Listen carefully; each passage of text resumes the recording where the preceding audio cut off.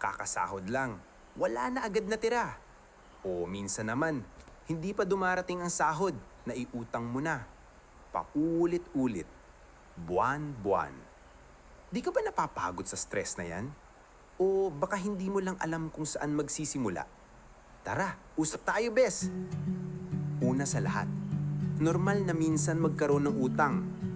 Tao ka. May pangangailangan, may emergencies, may panahon na kapos. Okay lang yon. Pero ito ang totoo. Hanggat may utang, may stress. At deserve mo naman ng buhay na hindi ka hinahabol ni Ate Judith, di ba?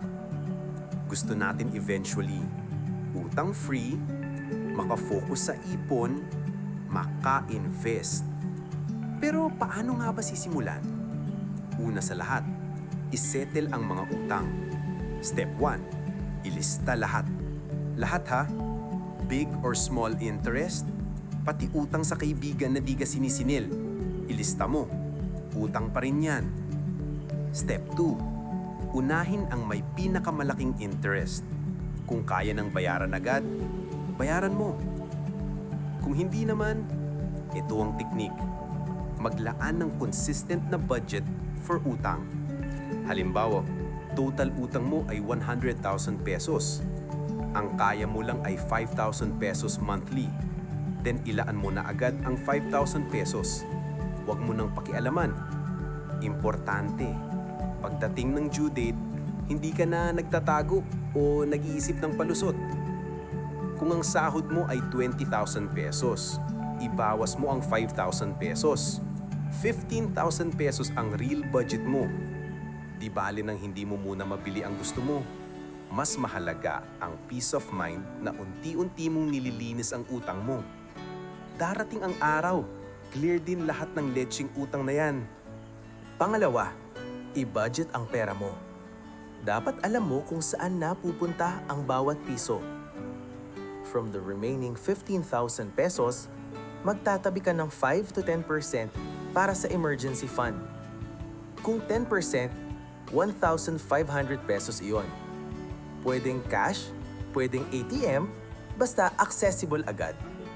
So after your emergency fund, 15,000 pesos minus 1,500 pesos equals 13,500 pesos. Diyan ka lang gagalaw for your needs. Kung employee ka, usually, deducted na ang SSS, PhilHealth at Pag-ibig. So, assume natin na fixed ang take-home mo. Ngayon, sa 13.5K, ibawas mo na ang food, bills, allowances, transport, at kung may school needs ng kids. Basics lang muna, bes. May separate content tayo soon tungkol sa astig na budgeting techniques. So, abangan mo yon. Pangatlo, check your lifestyle. Live within your means. Kung 13,500 lang ang malinis na pera na pumapasok sa household, pagkasyahin mo, kahit anong mangyari. Dito masusukat ang husay mo sa budget. Bawal mag-budget ng lampas sa pera mo. Kasi pag kinapos, paano? Uutang na lang ulit? Yan ang loop na hindi ka makakaahon. Unahin ang needs over wants. Magtihis ka muna, bes. Kalma muna sa bili-bili at papakyut sa social media. Kaysa naman nagpapa-impress ka online, pero pag uwi mo, stressed ka sa kaperahan.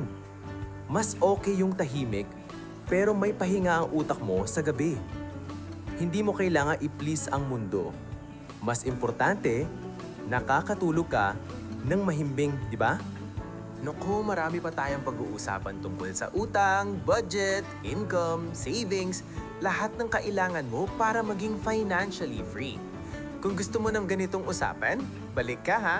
Like, subscribe at hit mo na yung notification bell. Mag-comment ka rin kung anong financial problem ang gusto mong himayin natin next. Isa-isahin natin yan, bes!